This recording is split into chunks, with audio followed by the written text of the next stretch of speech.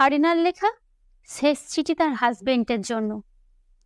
My dear গোলুমোলু husband, জানো তো, খুব স্বপ্ন দেখেছিলাম তোমার সাথে চুটিয়ে একটা সংসার করব আমরা।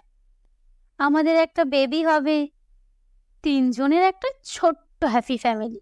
সব স্বপ্ন যে ভেঙে চুরমার হয়ে গেল এই 1 বছরে।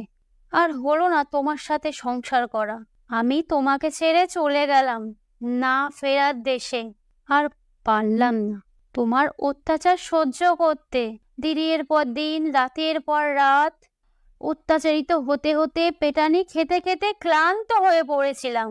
আয়নার সামনে দাঁড়ালে নিজের শরীর নিজেই চিনতে পারতাম না। মা বাবার সেই রাজকন্যা ধীরে ধীরে ক্ষত বিক্ষতে পরিণত হয়ে গেল। জানো তো, বাবাকেও দেখতাম মার সাথে ঠিক এমন অত্যাচার করতে।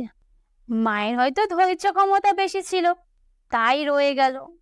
আমি আর পারলাম না তোমার অত্যাচার সহ্য করতে, তাই তো চলে গেলাম তোমাকে ছেড়ে আর আমার বাবা মাকে ছেড়ে না ফেরার দেশে। আমি এটাও জানি আমার মতো অনেক মেয়ে এমন অত্যাচার সহ্য করতে হয়, দিনের পর দিন, রাতের পর রাত। আমি যেটা পারিনি প্রতিবাদ করতে, সবাই যেন আমার মতো না হয়। কিছু না হলেও বাবা মাকে পাশে পাওয়া দরকার। তাদের মেয়ে বিপদে আছে জেনেও লোক লজ্জার ভয়ে ওই কাপুরুষদের কাছে না পাঠায়। তা না হলে আমার বাবা মার মতো সেই সব বাবা মার কোল খালি হয়ে যাবে। ভালো থেকো আমার স্বপ্নের রাজকুমার। এই চিঠিটা আমার এক পরিচিত মানুষের।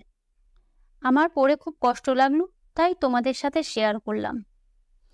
আমার কাছ থেকে একটাই মেসেজ দেওয়ার, যে নিজেকে এমনভাবে তৈরি করো যাতে ফারিনার মতো অবস্থা না হয় কোনো মেয়ের। সবাই ভালো থেকো, সাবধানে থেকো, আর আমার ভিডিওটা ভালো লাগলে আমার পাশে থেকো।